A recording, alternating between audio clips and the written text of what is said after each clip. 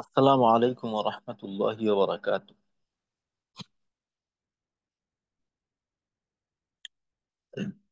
بسم الله الرحمن الرحيم. اللهم صل على محمد وعلى آل محمد كما صليت على إبراهيم وعلى آل إبراهيم إنك حميد مجيد. اللهم بارك على محمد وعلى آل محمد كما باركت على إبراهيم وعلى آل إبراهيم إنك حميد مجيد. ربي زدني علما. ربي زدني علما. ربي زدني علما. رب اشرح لي صدري ويسر لي أمري واحلل عقدة من لساني يفقه قولي وبك نستعين يا مستعان. ربي يسر ولا تعسر وتمم علينا بالخير. الحمد لله.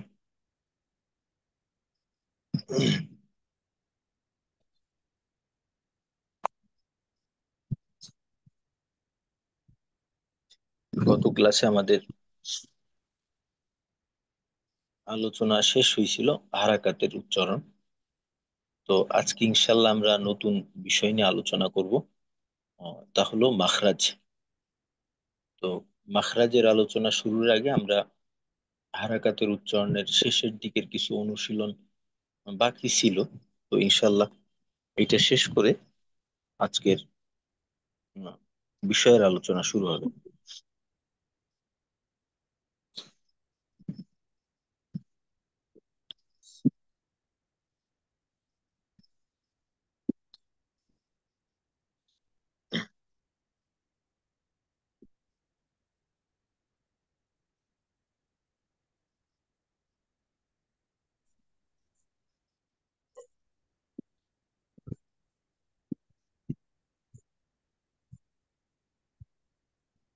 আচ্ছা, শেষের যে বিষয়টা আছে এই তিন অক্ষর বিশিষ্ট শব্দ।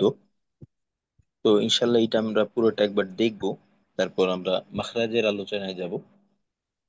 তো আমাদের যদি ভাইয়া বলেন। আচ্ছা, আমাদের যদি হারাকাতের উচ্চারণে কিছুটা দুর্বলতা থেকে থাকে তো ইনশাল্লাহ মাখরাজের সময় আমরা মাখরাজ বাই মাখরাজ হরফের উচ্চারণের চর্চা এখানে আমরা আরো কিছুটা করবো ইনশাল্লাহ। তো দুর্বলতাটা ওই সময় কাটাই নেওয়ার একটা সুযোগ থাকবে আমাদের জন্য। তো এখন এই তিন অক্ষর তিন হরফ বিশিষ্ট যে শব্দগুলো আছে এগুলা আপনারা গতকালকে তো দুইজনের কাছ থেকে শুনছিলাম। তো যারা শুনার নেই, তো তাদের থেকে কেউ চেষ্টা করলে ভালো হয়। কে শোনাবেন এটা? সালাম আলাইকুম স্যার। ওয়ালাইকুম আসসালাম রহমতুল্লাহ। জি, কামরুল ভাই। জি ওস্তাদ। ওস্তাদ, দুই অক্ষরের গুলো না তিন অক্ষরের গুলো ওস্তাদ? তিন অক্ষর। জি। আউযু বিল্লাহি মিনাশ শাইতানির রাজিম। বিসমিল্লাহ। হামজা জবর আ, হা জবর হা, দাল জবর দা, আহাদা। জাল জবর দা, কাব জবর কা, র জবর র, যাকার, যাকার। ত জবর ত, লাম জবর লা, বা জবর বা, তলাবা। কইন জবর ক, লাম জবর লা, বা জবর বা, কলাবা। কাফ জবর কা, তা জবর তা, বা জবর বা, কাতাবা। জিম জবর জা, মিম জবর মা, আইন জবর আন, জামা আন। হা জবর হা, শিন জবর শা, র জবর র, হাসা হাসার। আইন জবর আ, শিন জবর শা, র জবর র, আশার। অ জবর ওয়া, লাম জবর লা, দাল জবর দা, ওয়ালাদা। র জবর র, শিন জবর শা, দাল জবর দা, রসাদা। ওয়া জবর ওয়া, জিম জবর জিম জবর জা, দাল জবর দা, অজাদা। আইন জবর আ, দাল জবর দা, দাল জবর দা, আদা দা। হা জবর হা, মিম জের মি, দাল জবর দা। আ- হা জবর হা, মিম জের মি, দাল জবর দা, হামিদা। সিন জবর সা, মিম জের মি, আইন জবর আ, সামিআ। আইন জবর আ, মিম জের মি, দাল জবর দা, হামিদা। হা জবর হা, সিন জের সি, বা জবর বা, হাসিবা। ওয়া জবর ওয়া, সিন জের সি, আইন জবর আ, ওয়াসিআ। বা জবর বা, জিম জের জি, দাল জবর দা, বাজি, বাজিদা। আইন জবর আ, আচ্ছা ঠিক আছে। মিম জি জের মি। জি ঠিক আছে, মার্শাল্লাহ। কামরুল ভাই, জাজাকাল্লাহ খাইর, ভালো হয়েছে। আচ্ছা, বাকি অংশটা আরেকজন যদি পড়ে শুনাইতেন। হুজুর, আমি রফিকুল ইসলাম। জি, রফিকুল ইসলাম ভাই। আইন জবর আ, মিম জের মি, লাম জল্লা, আমিলা। মিম জবর মা, র জের রি, দজ জবর দা, মা, মারিদা। আচ্ছা, বা দজ জবর দ হবে, কিন্তু দা দজ হবে জবর না। দ, মারিদ। হ্যাঁ, মারি দ। বা বা জবর বা, র জের রি, বাড়ি। কাব জবর ভা, কাব জবর কা, কব জবর কা, বা কব জবর ক, বাড়ি ক। জি। হামজা জবর আ, জাল জের জি, আজি। নু জবর না, আজি না। তা জবর তা, বাজের বি, তাবি। আইন জবর আ, তাবিয়া। খ জবর, খ জবর খ, সিন জের সি, খসি। ইয়া জবর ইয়া, খসিয়া। আচ্ছা, খসিয়া। খসিয়া, খসিয়া। জি। হ্যাঁ, খসিয়া। গাইন পেশ গু, হা। গাইন পেশ গু, হাজের হি, র জর র। হাস, আহ, আচ্ছা, গুহির। হ্যাঁ এইখানে আহ, গাইন নামটা হবে গইন। গোয়ান। গু- জি। আর ওইটা গভীর। কিন্তু হা না, ওইটা হইলো ফা।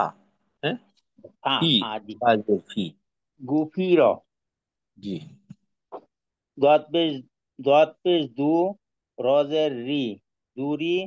বা জবর বা, দুরি বা। হ জি। পেশ হু, রামজের লি, হুলি। কপ জবর ক, হুলি ক। নু পেশ নো, और সজ্জের সি, নুসি। র পেশ রু, নুসি রো। তোয়া পেশ তু, ওরে হলো লামজে, তোয়া পেশ তু, জের বি, তুবি। আঞ্জবরা, বাজে। আচ্ছা। তুবিয়া। আচ্ছা, এখানে কিন্তু নুক্তা আছে, আইনের উপর নুক্তা থাকলে গইন গোয়ান, হবে না। গোয়ান, গোয়ান। জি। জি, জি, জি। হ্যাঁ। তোয়া পেশ তু, বাজের বি, গোয়াঞ্জবর গা, তুবি গা। আচ্ছা, লাল, গইন লাল জবর, পেশ দু, গইন জবর কিন্তু গা হবে না। ওই যে গোয়াঞ্জবর গ, সাতটা আটটা হরফ ছিল, জবরের উচ্চারণটা আকারের মতো হয় না। গইন গ, তাদের একটা বিয়ে গ, গ, বিয়ে গ। গ। জি, জি। পরে জাল পেশ জু, কাব, কাবজের কি, জুকি। রজ, র জবর র, জুকি র। সিন পেশ সু, তজের তি, সুতি। হা জবর হা, সুতি হা। মিম পেশ মু, নুজের নি, মুনি। আইন জবর আ, মুনিয়া। কপ, কপ পেশ কু, ওরে হলো তা, তাজের তি, কুতি। লাম জবর লা, কুতিলা। ওয়া পেশ উ, জিমজের জি, দাল জবর দা, ওয়াজিদা। উজিদা। উজিদা, উজিদা। হাফ, হাফ পেশ কু, হাফ। হা হবে না কিন্তু, ফা। হা। জি। হা পেশ ফু, হা পেশ ফু, পরে হইলো তা জবর তি, পুতি। জিম, তা যে কি? জিম, জিম, জিম হা, হা জবর হা, পুতি হা। জি। পরে জাল জাল পেশ জু, আচ্ছা, ওইটা নু, কিন্তু দাল না। জা- দাল তো যুক্ত হইতে পারে না পরের সাথে। এটা হলো এক দাঁতের উপর নুন একটা লোক। নুন নুন, নুন পেশ নু। পরে হইলো নুন জের ফি, নু ফি। হ জবর আচ্ছা, হা হয় জবর হয়। জি ওইখানে জবর ধরে পড়বো আমরা। ওইখানে ভুলে জবর দেওয়া হয়নি। জি। খ জবর খ। জিম হা, খ জবর খ। জি। নু, একসাথে কি হলো উচ্চারণটা? একসাথে হইলো নু ফি খা। হম। নুফি। হ্যাঁ, খা হবে না, কিন্তু খ হবে। নু ফি খ, নু ফি নুফি খ, খ। নু ফি খ। আচ্ছা, ঠিক আছে, মাশাল্লাহ। জাজাকাল্লাহ খাইর, সুন্দর হয়েছে। তো ইনশাল্লাহ আমাদের সামনে আমরা যত তাজবিদের নিয়ম কানুন পড়বো, এখানে উদাহরণ আসবে। তো এই উদাহরণের মাঝে আমাদের এই হারাকাত জজম যে বিষয়গুলো আছে, ওইটা বারবার আমাদের চর্চা হবে। তো এখন আমরা উম, মাখরাজের আলোচনাটা করব। তো তেলাওয়াতের ক্ষেত্রে উচ্চারণ ঠিক করাটা খুবই গুরুত্বপূর্ণ। আর ভিন্ন একটা ভাষা, ভিন্ন ভাষার উচ্চারণ ঠিক করার ক্ষেত্রে যেহেতু এটা আমাদের মাতৃভাষা না, তো আমাদের ওই ভাষার উচ্চারণের উচ্চারণের স্থান সম্পর্কে ধারণা থাকা দরকার। তো মাখরাজ বলতে গেলে যেটা তাজবিদের ক্ষেত্রে বোঝানো হয়, ওইটা হলো উচ্চারণের স্থান। তো এক কথায় বলতে পারি যে হরফের উচ্চারণের স্থানকে মাখরাজ বলে। তো মাখরাজ কাকে বলে? এর উত্তর হলো হরফের হরফের উচ্চারণের স্থানকে উচ্চারণের মাখরাজ বলে। স্থানকে। তো আরবি হরফ 29টি, মাখরাজ 17টি। তো এইখানে একটু একটা বিষয়, কিছু বিষয় এটা মনে রাখলে আমাদের জন্য মাখরাজের বিষয়টা আরো একটু সহজ হবে আশা করি। তো এখন উচ্চারণের স্থান বলতে বোঝানো হয়েছে, আমরা তো মুখের ভিতরের বিভিন্ন অঙ্গের ব্যবহারের মাধ্যমে, বিভিন্ন অঙ্গের নির্দিষ্ট জায়গার ব্যবহারের মাধ্যমে আমরা উচ্চারণটা করে থাকি। তো আরবি ভাষার ক্ষেত্রে, আরবি উচ্চারণের ক্ষেত্রে 5টা অঙ্গের প্রয়োজন হয়, বা 5টা জায়গার প্রয়োজন হয়। এই 5টা জায়গার ব্যবহারের মাধ্যমে আরবি যত উচ্চারণ আছে সবগুলা করা হয়। তো এইটাকে এই মাখারেজ আম্মাও বলা হয়, বা ব্যাপক মাখরাজ। তো 5টা জায়গা হলো, প্রথমত হলো কণ্ঠনালী, অর্থাৎ একেবারে আমাদের বুকের অংশের থেকে নিয়ে জিহ্বার গোড়ার আগ পর্যন্ত, এইটা হলো কণ্ঠনালী, বা যেটাকে আরবিতে হলক বলা হয়। তো আরবি যেহেতু 17টা মাখরাজ, তো 17টা মাখরাজের 3টা মাখরাজ হয় আমাদের এই গলার থেকে বা কণ্ঠনালী থেকে বা হলক থেকে। দ্বিতীয় অঙ্গটা হলো আমাদের জিহ্বা। তো জিহ্বার গোড়া থেকে নিয়ে জিহ্বার আগা পর্যন্ত, এই জায়গার থেকে মোট 10টা স্থান ব্যবহার করা হয় উচ্চারণের জন্য। বলা যাইতে পারে যে জিহ্বাতে হলো 10টা মাখরাজ, যেটাকে আরবিতে লিসান বলা হয়। তো প্রথমে পেলাম আমরা হলক বা কণ্ঠনালী, দ্বিতীয়ত লিসান বা জিহ্বা। জিহ্বার থেকে 10টা, তো এই হলো 13টা। তৃতীয় নাম্বার হলো শাফাতাইন বা দুই ঠোঁট। তো দুই ঠোঁট থেকে মাখরাজ হলো 2টা, অর্থাৎ ঠোঁটের ব্যবহার দুই ভাবে করা হয়, বা ঠোঁটের দুই অংশের ব্যবহার করা হয়। তো ঠোঁটের থেকে মাখরাজ হয় হলো 2টা, বা 2টা জায়গার ব্যবহার। তো এই হলো মোট 15টা। তৃতীয়ত হলো মুখের খালি জায়গা। তো মুখের খালি জায়গা একভাবে ব্যবহারের মাধ্যমে আরবি উচ্চারণ করা হয়। তো এই হলো, এইখান থেকে একটা মাখরাজ। তো এই হলো 16টা।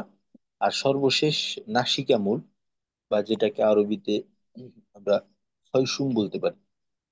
তো নাকের বাসি বা নাসিকা মূল, এইখান থেকে একটা মাখরাজ। এই হলো মোট 17টা মাখরাজ। তো 5টা জায়গা হলো। তো এই বিষয়টা যদি আমরা মনে রাখতে পারি, আসলে মাখরাজের ধারাবাহিকতাটা হলো একেবারে নিচের থেকে আস্তে আস্তে আস্তে আস্তে উপরের দিকে উঠতে উঠতে নাকের বাসিতে চলে যাবে। হলকে শুরু থেকে নিয়ে আস্তে আস্তে উপরে উঠতে উঠতে ঠোঁট থেকে বের হয়ে নাকে গিয়ে শেষ মাখরাজ। প্রথমে হলক বা কণ্ঠনালী, দ্বিতীয়তে লিসান বা জিহ্বা, তৃতীয় হলো শাফাতাইন বা দুই ঠোঁট, চতুর্থ হলো আল জাউফ বা মুখের খালি জায়গা, আর 5 নম্বরে হলো আল খয়সুম বা নাসিকামুল। কণ্ঠনালী, জিহ্বা, দুই ঠোঁট, মুখের খালি জায়গা, নাকের বাসি। তো এই 5টা জায়গার থেকে আরবি উচ্চারণগুলো হয়ে থাকে। মাখরাজের ক্ষেত্রে আমাদের যেটা করণীয়, এখানে অনেক সময় দেখা যায় যে আমাদের মাখরাজ জানা থাকে, বা মাখরাজের জায়গার ব্যবহারটাও আমরা করি, কিন্তু তারপরও দেখা যায় যে উচ্চারণটা মাখরাজ থেকে হয় না। তো এইটা কিভাবে হয়? এইটা হওয়ার কারণ হইলো যে যে মুহূর্তে আমাদের মাখরাজে থাকা দরকার, আমরা ওই মুহূর্তে মাখরাজে থাকি না। এর আগেই আমরা মাখরাজ থেকে পৃথক হয়ে যাই, যে কারণে দেখা যায় যে মাখরাজে যাই ঠিকই, কিন্তু মাখরাজের ব্যবহারটা হয় না। আমরা যে কথা বলি বা মুখ থেকে যত উচ্চারণ করি, উচ্চারণের মূলধন হইল আমাদের শ্বাস। আর শ্বাসের ব্যবহারের মাধ্যমে কিন্তু আমরা আওয়াজগুলা করে থাকি। আমাদের আওয়াজের মূলধন বা চালিকা শক্তি হইল শ্বাস। তো আমরা আওয়াজের জন্য যে কাজটা করি, যেমন আওয়াজ প্রয়োজন, ওই আওয়াজের জন্য যে অংশটা প্রয়োজন, ওই জায়গায় আমরা একটা আহ, দেওয়াল তৈরি করি বা একটা বাধা তৈরি করি। ওই বাধায় আমরা শ্বাসটাকে আটকাই এবং শ্বাসটা দিয়ে একটা ধাক্কা দেই। ওই ধাক্কার পরে ওই জায়গায় একটা আওয়াজের তৈরি হয়। ওই জায়গাটা আহ, ওইখানে বলা যাইতে পারে যে এখানে একটা বিস্ফোরণ হয়। তারপর আহ, জায়গা ভেদে বিভিন্ন রকম আওয়াজের তৈরি হয়। যেমন মনে করেন একেবারে সহজ ভাবে দেখলে, আমরা যদি বা উচ্চারণ করতে চাই, তো আমাদের প্রথমে কি করতে হবে? যে উপরের ঠোঁটকে নিচের ঠোঁটের সঙ্গে লাগাইতে হবে। লাগানোর পর শ্বাসের মাধ্যমে একটা চাপ প্রয়োগ করতে হবে ভিতর থেকে ঠোঁটের উপর। এই চাপের মাধ্যমে উপরের ঠোঁটটা নিচের ঠোঁট থেকে আলাদা হয়ে যাবে, যে কারণে একটা বা, বি, বু এরকম আওয়াজ তৈরি হবে। তো এখন কথা হলো যে মাখরাজে গেলাম, মাখরাজের কাজ করলাম, তারপরেও সম্ভব ওই উচ্চারণটা মাখরাজ থেকে না হওয়ার। যেমন ধরেন, আগেই বললাম যে আমাদের উচ্চারণের চালিকা শক্তি হলো শ্বাস। তা আমি উপরের ঠোঁটকে নিচের ঠোঁটের সঙ্গে লাগাইলাম আর আলাদা করলাম, কিন্তু কোনো আওয়াজ হচ্ছে না। এর কারণ কি? কারণ হইছে ওই যে শ্বাসের ব্যবহার করা দরকার, শ্বাসের মাধ্যমে ঠোঁটে একটা চাপ প্রয়োগ করার দরকার। ওই চাপের মাধ্যমে ঠোঁটটাকে আলাদা করে, আলাদা হলেই বায়ের উচ্চারণটা হবে। যে মুহূর্তে আমরা ঠোঁটটাকে আলাদা করব, ওই মুহূর্তটা চাপটা থাকতে হবে। যদি চাপ না থাকে তাহলে কোনোভাবেই ওই হরফের উচ্চারণটা হবে না। দেখা যায় ভিতরের দিকে যে সমস্ত মাখরাজ গুলো আছে, এক তো হলো যে আমরা ওই মাখরাজে যাইতে পারি না ওই জায়গায়, আর দ্বিতীয়ত হলো অনেক সময় দেখা যায় মাখরাজে যাইতে পারি ঠিকই, কিন্তু মাখরাজে থেকে যে শ্বাসের একটা চাপ দেওয়া দরকার ওই মাখরাজের জায়গায়, ওই বিষয়টা হয় না। তো এইটা আমাদের নিশ্চিত করতে হবে। আর আরেকটা বিষয় হলো, আমাদের বেশিরভাগের ক্ষেত্রেই যেটা হয় যে মাতৃভাষা শুদ্ধভাবে বলার জন্য মাখরাজের বিষয়টা ওইভাবে জানার প্রয়োজন হয় না, কারণ এইটা একেবারেই ছোট থেকে আমরা বলে শুনে অভ্যস্ত, যে কারণে এইটা আমরা চোখ বন্ধ করেও ওই জায়গার ব্যবহারের মাধ্যমে করতে পারি।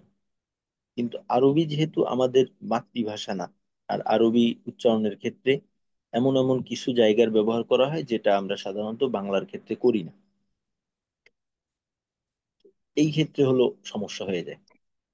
আর কখনো যেহেতু আমরা কথা বলার সময় খেয়াল করি না যে আমাদের জিহ্বার কোন অংশ কোন জায়গায় লাগে, ঠোঁটের কোন অংশ কোন জায়গায় লাগে, এটা খেয়াল করি না।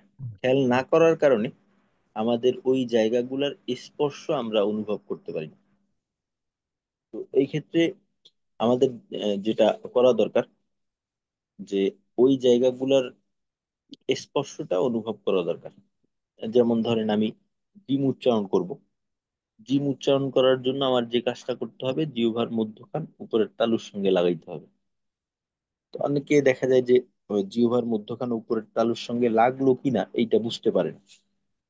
তো এই ক্ষেত্রে যেটা করতে হবে, যে সমস্ত মাখরাজের ক্ষেত্রে স্পর্শ করা সম্ভব, যেমন মনে করেন জিহ্বার মধ্যখান আমরা হাত দিয়ে স্পর্শ করতে পারি।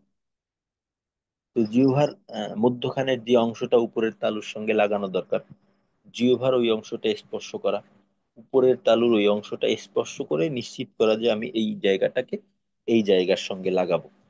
তারপর এটা নিশ্চিত করে তারপর ওই জায়গার ব্যবহারটা করা। তো ইনশাল্লাহ আমরা আমাদের অবস্থাগুলোকে নোট করব, যে আমাদের কোন কোন মাখরাজের ক্ষেত্রে সমস্যা আছে। তো এটাকে চিহ্নিত করে তারপর আমরা ওই অনুযায়ী হরফগুলাকে আলাদাভাবে এককভাবে মাখরাজ থেকে করার চেষ্টা করব। তো এখন তাহলে আমরা আজকে ইনশাল্লাহ আমরা 6টা মাখরাজ সম্পর্কে জানবো, এবং এই 6টা মাখরাজের হরফগুলাকে আমরা মাখরাজ থেকে উচ্চারণের চেষ্টা করব। আর আরেকটা বিষয়, এটা আমরা দেখলেই বুঝতে পারবো যে একই মাখরাজে একাধিক হরফ থাকে অনেক সময়, একটা থাকে, দুইটা থাকে, তিনটা থাকে। তো যে সমস্ত মাখরাজে দেখা যায় যে একই একাধিক হরফ, দুইটা বা তিনটা হরফ, তো ওই দুই তিনটা হরফওয়ালা মাখরাজের ক্ষেত্রে সবগুলা হরফের ক্ষেত্রেই কিন্তু একই পয়েন্টের ব্যবহারটা হয় না। যেমন ধরেন 1 নাম্বার মাখরাজে 2টা হরফ আছে। তো এই ক্ষেত্রে যেটা হয় যে, যেমন ধরেন 1 নাম্বার মাখরাজ হলো হলকের শুরু বা কণ্ঠনালীর শুরু। তো কণ্ঠনালীর শুরুর একটু নিচ থেকে হয় হামজা, একটু উপরের থেকে হয় হা। তো দোনোটা হরফ একই মাখরাজের অন্তর্ভুক্ত, কিন্তু দুইটার জায়গা একেবারেই এক বিন্দুতে না। এই বিষয়টা সম্পর্ক বলে দেওয়া হবে। তো যে সমস্ত কিছু কিছু হরফের ক্ষেত্রে আছে যে এটা একটু সমস্যাকর হয়, তো ওই ক্ষেত্রে আমাদের এই বিষয়টাকে একটু মনে রাখতে হবে। আর আমরা যে মাখরাজ পড়বো, তো মাখরাজ পড়ার সময় আমাদের মাখরাজ যে ধারাবাহিকভাবে মুখস্থ রাখতে হবে বিষয়টা মোটেও এমন না। আমাদের এই ক্ষেত্রে যেটা প্রয়োজন, একটা হরফের যখন আমাদের সামনে আসবে, ওই সময়টা যেন আমরা বুঝতে পারি যে আসলে এই হরফটা উচ্চারণের জন্য কোন জায়গার ব্যবহারটা করব বা করতে হবে। নিজের মতো করে বুঝাইতেও পারবো, বুঝতেও পারবো, বুঝাইতেও পারবো, বাস এতটুকু হলেই যথেষ্ট। এই যে ধারাবাহিক ভাবে একেবারে উম, পাঠ্যরূপে এইটাকে ওইভাবে মুখস্থ করার প্রয়োজন আমাদের নেই। আমরা তাহলে শুরু করি ইনশাল্লাহ। তো প্রথম কথা হলো, মাখরাজ কাকে বলে? উচ্চারণের স্থানকে মাখরাজ বলে। আরবি হরফ 29টি, মাখরাজ 17টি। 1 নাম্বার মাখরাজ হলকের শুরু থেকে হামজা হা, বা কণ্ঠনালী বা হলকের শুরু থেকে হামজা হা। তো একটু আগেই যে বিষয়টা বললাম যে একাধিক হরফ থাকলে একটু দূরত্ব থাকে। তো এখন হলকের শুরু বলতে আমাদের যে বুকের শেষ, গলার সীমানা শুরু, এইখানে যে একটা গর্তের মতো আছে, ওইটা হলো আমাদের হলকের শুরু। যে অংশের ব্যবহারটা আমরা বাংলার ক্ষেত্রে করে থাকি, যেমন বাংলা আমরা যে আ উচ্চারণ করি, আ, অ, আ, আ, এই আ উচ্চারণ করার জন্য আমরা হলকের শুরু ব্যবহার করে থাকি। তবে বাংলার ক্ষেত্রে আমরা হলকের শুরুর ব্যবহারটা একটু শিথিল ভাবে করি। আরবির ক্ষেত্রে হামজা উচ্চারণের জন্য হলকের শুরুর ব্যবহারটাকে একটু শক্তির সাথে করতে হবে। তো হামজার উচ্চারণটা হবে এমন: আ, ই, উ, আ, ই, উ। হলকের শুরুর দ্বিতীয় হরফ হলো হা, যেটা হলকের শুরুর একটু উপরের দিক থেকে হবে। আর এটা হামজার মতো অতটা শক্তভাবে হয় না, একটু শিথিল ভাবে। বলতে পারি এটা আমাদের বাংলা হয়ের মতো করে হয় আর কি। যে এর উচ্চারণটা হবে হ্যাঁ, হি, হু। হ্যাঁ, তো এক নাম্বার মাখরাজ হলকের শুরু থেকে হামজা, হা, যেমন আ, ই, উ, হা, হি, হু। আর আরেকটা বিষয়, একটা হরফ বোঝানোর জন্য কিন্তু আমরা হরফের নাম বলি, হরফের উচ্চারণ বলি না। তো এইখানে এক নাম্বার মাখরাজ হলকের শুরু থেকে হামজা, হা। তো এটা কিন্তু হামজার নামের মাখরাজ না, এটা হলো হামজার উচ্চারণের মাখরাজ। এই বিষয়টাকে ক্লিয়ার করা দরকার, বা ক্লিয়ার হওয়া দরকার। তো হামজা, এই যে হরফটা আছে, এটা যে হরফটা আছে, এই হরফের নামের ভিতরে কিন্তু হামজা হরফটার অস্তিত্বই নেই। এখন যদি হরফের নাম বলার সময় আমরা মাখরাজ খোঁজ করি তাহলে কিন্তু হবে না। যেমন বলতেছি হামজা, হামজা। তো এই যে বললাম নামটা, এখানে কিন্তু হলকে শুরুর ব্যবহারই হয় না।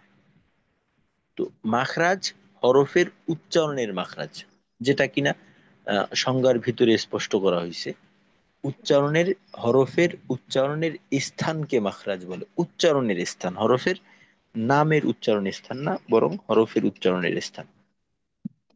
তো আবার দেখি, এক নাম্বার মাখরাজ হলকের শুরু থেকে হামজা, হা। তো যেমন আ, ই, উ।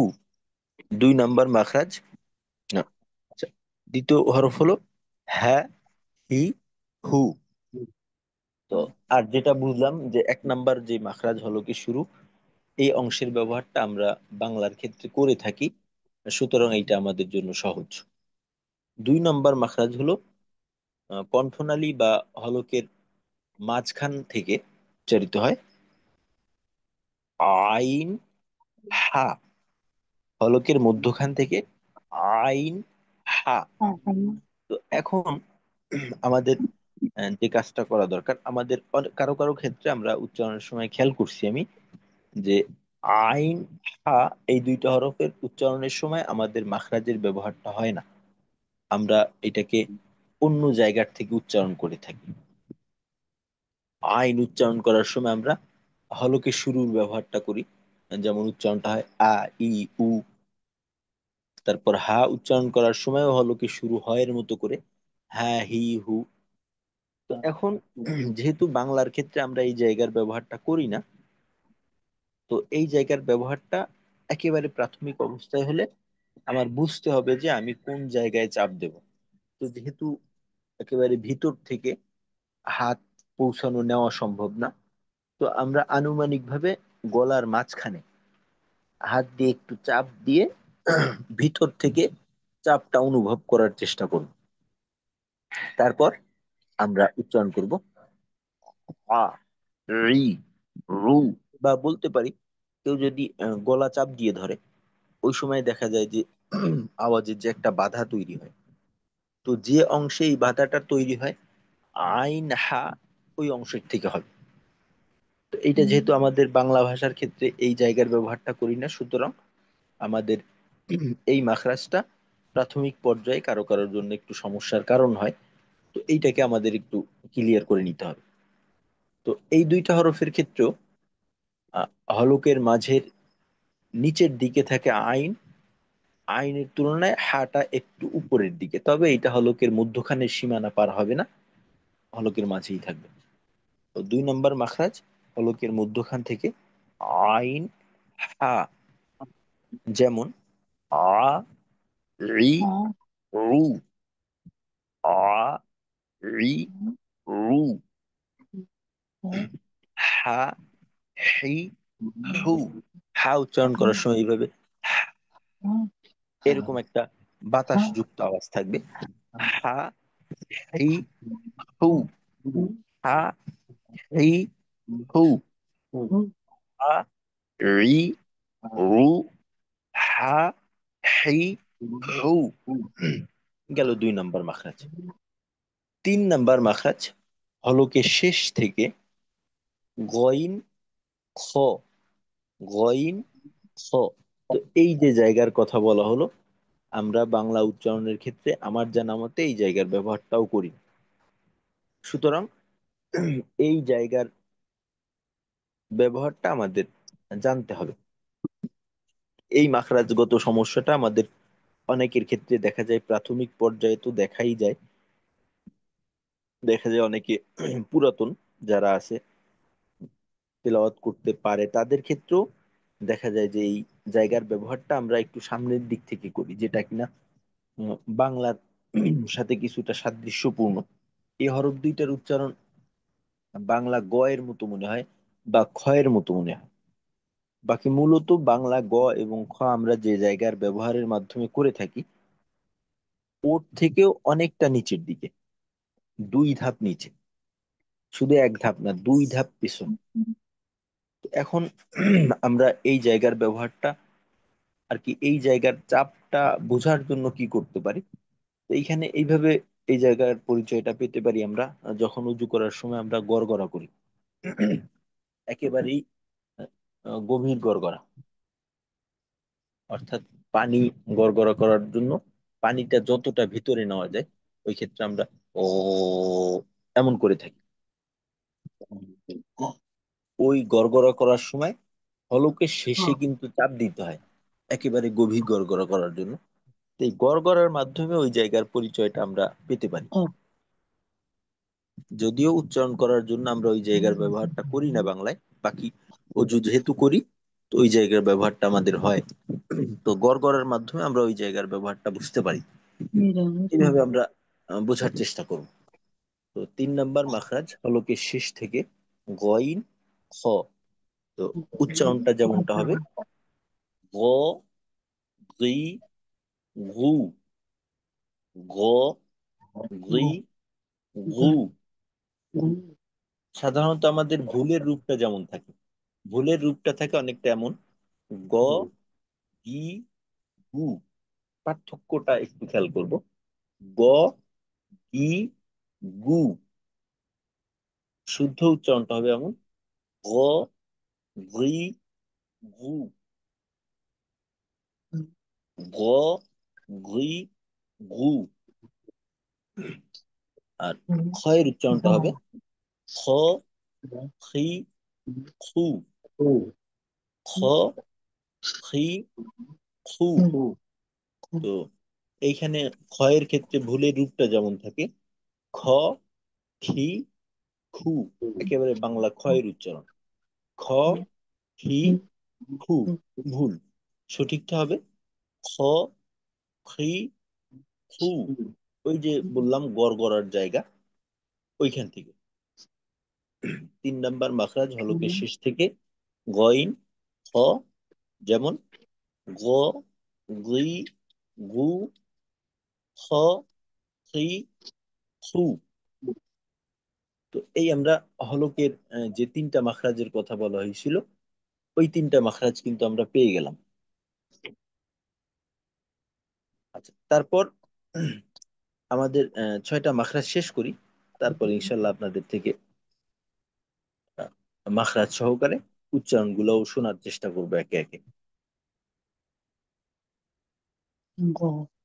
তো হলকের শেষে জিহ্বার গোড়া।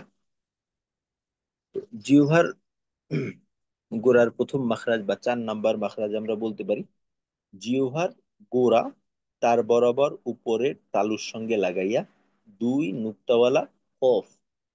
আর উচ্চারণটা হবে ক, কি, কু। এখন জিহ্বার গোড়াকে স্পর্শ করা সম্ভব। তো এই ক্ষেত্রে আমাদের ভুলের রূপটা যেমন হয়, আমরা বলি ক, কি, কু। তো বাংলা ক এবং আরবি কফ, এই দুইটার উচ্চারণের জায়গার পার্থক্য সহজভাবে আমরা যেভাবে বুঝতে পারি, আমরা মুখের ভিতর হাত দিলে দেখব যে আমাদের মুখের যে উপরের দিকটা আছে, অর্থাৎ মুখের তালু, তালু সামনের দিকে শক্ত, আর যতটা পিছনের দিকে যাব পিছনের দিকে কিন্তু নরম তালু থাকে, পিছনের দিকে নরম তালু থাকে। আচ্ছা, এইটা আমাদের এই পিডিএফ এ চিত্র আকারে দেখানো হয়েছে, চিত্র সহকারেই দেখি। এই যে দেখেন,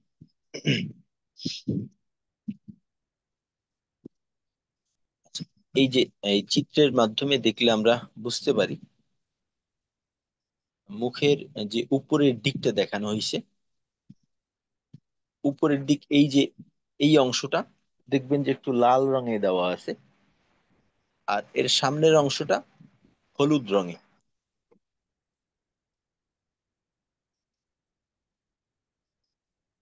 তো লাল রঙে দিয়ে যেটা বোঝানো হয়েছে ওইটা হলো নরম, আর হলুদ রঙে যেটা দেওয়া আছে ওইটা হচ্ছে শক্ত। তো আমরা যখন কফের উচ্চারণ করব, কফের উচ্চারণ করার সময় জিহ্বার গোড়াটা উপরের নরম তালুকে স্পর্শ করবে। আমাদের ক্ষেত্রে যেটা হয় যে আমরা একটু সামনের দিকে চলে আসি, তো জিহ্বার গোড়ার থেকে একটু সামনে এসে শক্ত তালুকে স্পর্শ করে কফের উচ্চারণটা করি, যে ক্ষেত্রে আমাদের কফের উচ্চারণটা একেবারে বাংলা ক এর মতো হয়ে যায়, তখন হয় ক, কি, কু। আর সঠিক উচ্চারণটা হবে এমন ক, কি, কু। 4 নাম্বার মাখরাজ, জিহ্বার গোড়া তার বরাবর উপরের তালুর সঙ্গে লাগাইয়া, বা আমরা বলতে পারি তার বরাবর উপরের নরম তালুর সঙ্গে লাগাইয়া দুই নুক্তাওয়ালা কফ, যেমন ক, কি, কু। যে জায়গার ব্যবহারটা আমরা বাংলার ক্ষেত্রে করি না, বাকি শক্ত তালু নরম তালু, এর মাধ্যমে আমাদের এই পরিচয়টা জানা বা বোঝাটা সহজ হবে, কারণ এটা ওই অংশটা কিন্তু হাত দিয়ে স্পর্শ করা যায়। আমরা প্রয়োজনে ওই নরম অংশটাকে হাত দিয়ে স্পর্শ করে তারপর ওই জায়গাটাকে চিহ্নিত করার চেষ্টা করব। এইগুলো আমাদের 4 নাম্বার মাখরাজ। তো এই ধারাবাহিকভাবে আমরা 3টা মাখরাজ এমন পেলাম যে জায়গার ব্যবহারটা আমরা বাংলার ক্ষেত্রে করি না, 2 নাম্বার, 3 নাম্বার এবং 4 নাম্বার মাখরাজ। 1 নাম্বার মাখরাজটা ছিল হলকের শুরু, ওই জায়গার ব্যবহারটা আমরা বাংলায় করে থাকি। 2 নাম্বার হলকের মধ্যখান, যে জায়গার ব্যবহার করি না, হলকের শেষের ব্যবহার করি না। 4 নাম্বারে জিহ্বার গোড়া, এই জায়গার ব্যবহারটাও আমরা বাংলার ক্ষেত্রে করি না। 5 নাম্বার মাখরাজ,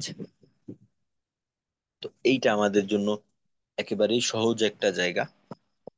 জিহ্বার গোড়া থেকে একটু আগে বাড়াইয়া তার বরাবর উপরের তালুর সঙ্গে লাগাইয়া, তো এটা তালু বলতে গেলে নরম তালুর সীমানা শেষ হয়ে শক্ত তালুর শুরু, ওইখান থেকে উচ্চারণ হবে কাফ মধ্যখান পেঁচানো কাফ, যেমন কা, কি, কু।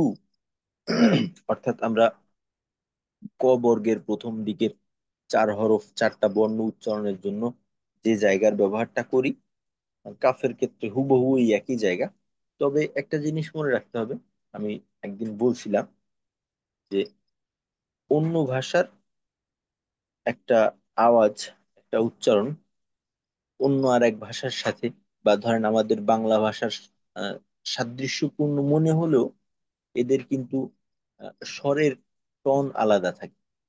তো আরবির বৈশিষ্ট্য উচ্চারণের জায়গার ব্যবহার এক হলেও উচ্চারণের বৈশিষ্ট্য শতভাগ এক না। যেমন ধরেন এই আরবি কাফের উচ্চারণটা, এটা হয় অনেক তেমন, ক্যা কি কু, ক্যা কি কু। আর বাংলার ক্ষেত্রে হয় কা কি কু, বা বলতে পারি যে আরবির তুলনায় কিছুটা শিথিল, আরবিরটা তুলনামূলকভাবে এর থেকে একটু মজবুত।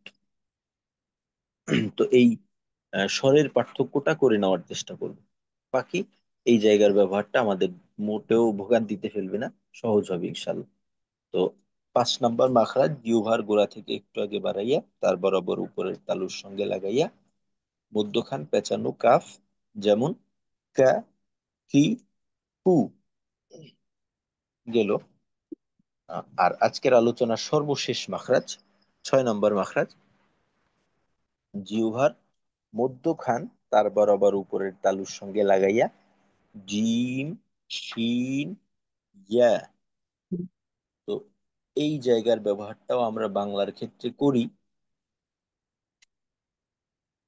সুতরাং এই জায়গার ব্যবহারটা আমাদের জন্য সহজ হলেও দেখা যায় যে ইয়া এবং জিমের ক্ষেত্রে আমরা একটু এলোমেলো হয়ে যাই। তো জিহ্বার মধ্যখান তার বরাবর উপরের তালুর সঙ্গে লাগাইয়া জিম শিন ইয়া। আগে যেহেতু বলছিলাম যে একাধিক হরফ থাকলে এরা একেবারেই একই বিন্দু থেকে হয় না, এদের একটু আকপিস থাকে। তো এই ক্ষেত্রে চিত্রের মাঝে দেখলেও কিছুটা ধারণা, গভীরভাবে দেখলে একটু বুঝতে পারবো। জিমের উচ্চারণের জন্য জিহ্বার যে অংশটা উপরের তালুর সঙ্গে লাগানোর প্রয়োজন হবে ওইটা হলো একটু সামনের দিক। শিনের ক্ষেত্রে একেবারেই জিহ্বার মাঝ বরাবর অংশটা ব্যবহার করা হবে। আর তুলনামূলকভাবে ইয়ার ক্ষেত্রে একটু পেছনের দিক ব্যবহার করার মাধ্যমে আমরা এই ইয়ার উচ্চারণটা করব। তো জিমের উচ্চারণটা যেমন হবে জ্যা জি জু, জ্যা জি জু। শিনের উচ্চারণটা শা শি শু। আর ইয়ার উচ্চারণটা ইয়া ই ইউ। এখানে একটা বিষয় মনে রাখতে হবে যে আমরা আমাদের বাংলাতে কিন্তু জ হইল দুইটা, একটা হইল বর্গীয় জ আর একটা হইল অন্তঃস্থীয় জ। তো বর্গীয় জ হইল একটু সামনের দিকে, জিহ্বার অগ্রভাগ ব্যবহার করার মাধ্যমে এই চ ছ এর উচ্চারণটা হয় আর কি।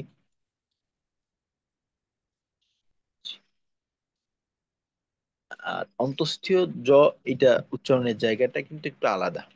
যদিও আমরা ব্যবহারিক ক্ষেত্রে বাংলা সাধারণত আমরা তো একেবারে প্রমিত শুদ্ধ রূপটা ব্যবহার করি না, যেহেতু আমরা সাধারণত ভাষাবিদ না। তো এজন্য আমরা স্বাভাবিক কথাবার্তার ক্ষেত্রে এই পার্থক্যটা করি না। এই বিষয়টা আমাদের বাংলায় আছে, তবে আমাদের ব্যবহারিক অবস্থায় না থাকার কারণে একটু সমস্যা হইতে পারে। তো এজন্য জিমটাকে এতটুকু মনে রাখবো যে আমরা মনে করেন চ ছ উচ্চারণের জন্য যে জায়গার ব্যবহারটা করি এখান থেকে একটু পেছনের দিকে গিয়ে তারপর জিমের উচ্চারণটা করতে হবে। জিমের উচ্চারণটা হবে যা জি জু। আর ভুলের রূপটা যেমন থাকে যা যা আর যা, যা জি জু, জি না জি জু, যা জি জু, যা জি জু। শিন সহজ, একেবারে তালুক বসার মতোই, শা শি শু। আর ইয়াটা ইয়া ই ইউ, ইয়া ই ইউ। ইয়ার ক্ষেত্রে আমাদের মাখরাজগত ভুল হয়। হ্যাঁ, আমরা দেখা যায় ইয়ার উচ্চারণের সময় কারণ এই ধরনের এর কাছাকাছি ধরনের আওয়াজ আমরা হলকের থেকে করে অভ্যস্ত, কণ্ঠনালী শুরুর থেকে, যে কারণে আমাদের ইয়ার উচ্চারণটা অনেকের ক্ষেত্রে ইয়া ই ইউ এমন হয়, ইউ ই। এইটা কিন্তু হামজার উচ্চারণের মতো হয়ে যায়। ইয়ার উচ্চারণটা হবে এমন ইয়া ই ইউ।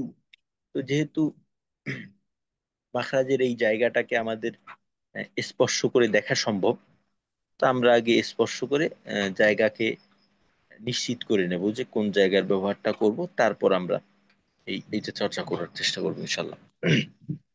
তো 6 নম্বর মাখরাজ, জিহ্বার মধ্যখান তার বরাবর উপরের তালুর সঙ্গে লাগাইয়া, জিমের ক্ষেত্রে একটু সামনের দিকে, যা, জি, জু, শিন একেবারেই মাঝ বরাবর, শা, শি, শু, ইয়া একটু পেছনের দিকে, ইয়া, ই, ইউ। তো এই 6টা হরফকে আমরা মাখরাজ গুলা দেখে তারপর একটু চর্চা করার চেষ্টা করব। আর আমার অবস্থাটা নিশ্চিত করার চেষ্টা করব যে আসলে আমার ব্যবহারিক ভাবে এই মাখরাজ গুলো ঠিক থাকে কিনা।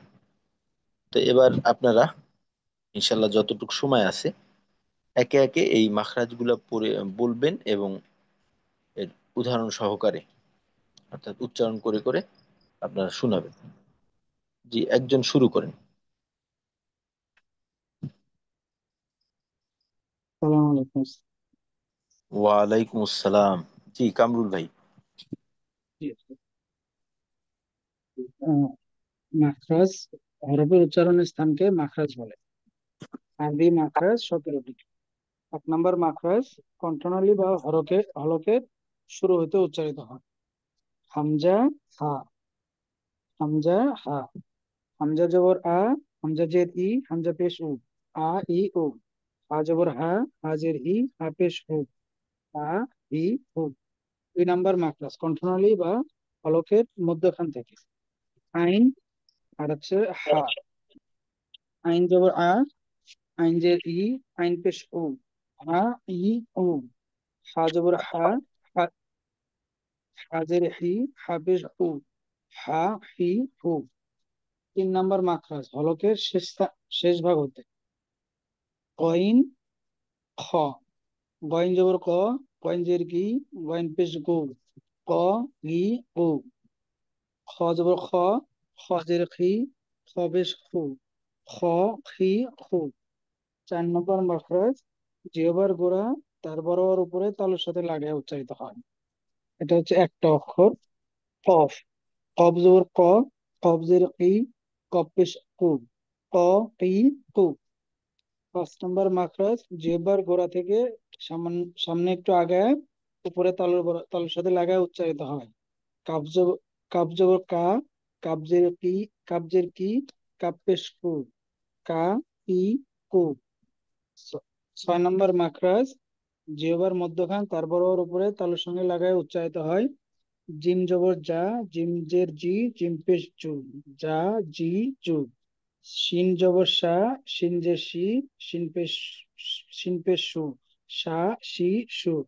ইয়া জবর ইয়া, ইয়া জের ই, ইয়া পেশ ইউ। ইয়া, ইয়া জবর ইয়া, ইয়া জের ই, ইয়া পেশ ইউ। Yeah, E, you. আচ্ছা, ঠিক আছে, মাশাল্লাহ।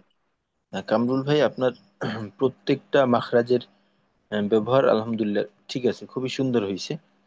তবে ইয়া এর জেরের উচ্চারণটা আহ, আরো একটু সুন্দর হইতে পারে। ই, ই, ইয়াজের ই, ইয়া, ইয়া জের ই, ইউ। আরেকটু হইলে ওই ক্ষেত্রে কিছুটা হামজা মুখী হয়ে যায়, একটা শিথিল হামজার মতো। তখন এই পার্থক্যটা একেবারে পূর্ণ হয়ে যাবে। ইয়া, ই, ই, ই।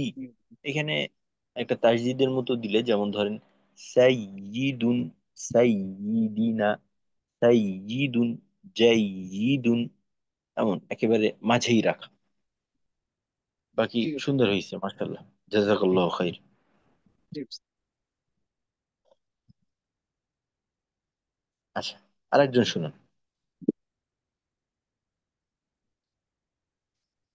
জি, হ্যাঁ, মেহেদি ভাই। জি, আসসালামু আলাইকুম হুজুর। ওয়ালাইকুম আসসালাম রহমতুল্লাহ। আর আমরা বাকিরা যারা আছি, আমরা আহ, শুধু শোনা নির্ভর থাকবো না, শুনতে থাকবো না, আমরা নিজেরাও উম, নিজের অবস্থায় থেকে চর্চা করতে থাকি। জি। জি, আহ, উম, মাখরাজ, আরবি হরফের উচ্চারণের স্থানকে মাখরাজ বলে। আরবিতে হরফ আছে 29টি। 29টি হরফ আমাদের এই কণ্ঠনালীর বিভিন্ন জায়গা থেকে, অর্থাৎ বাকযন্ত্রের বিভিন্ন জায়গা থেকে উচ্চারিত হয়। এই উচ্চারণের স্থান ভেদে হরফগুলোকে বিভিন্ন জায়গা অনুযায়ী ভাগ করা হয়েছে। তো প্রথম যে মাখরাজ, সেটা হচ্ছে কণ্ঠনালী বা হলকের শুরু হইতে উচ্চারিত হয়। এই ক্ষেত্রে আমরা দুইটা শব্দ পাই, একটা হচ্ছে হামজা আর আরেকটা হচ্ছে হা। তো হামজার ক্ষেত্রে হামজা জবর আ, হামজা জের ই, হামজা পেশ উ, আ, ই, উ। এবং হার ক্ষেত্রে হা জবর হা, হা জের হি, হা পেশ হু, হা, হি, হু। দ্বিতীয় নম্বর মাখরাজ কণ্ঠনালী বা, জি,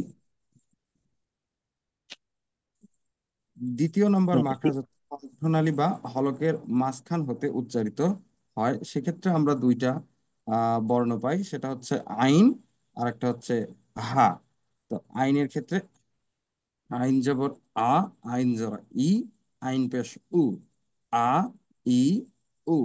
এবং হার ক্ষেত্রে হা জবর হা, হা জের হি, হা পেশ হু, হা, হি, হু।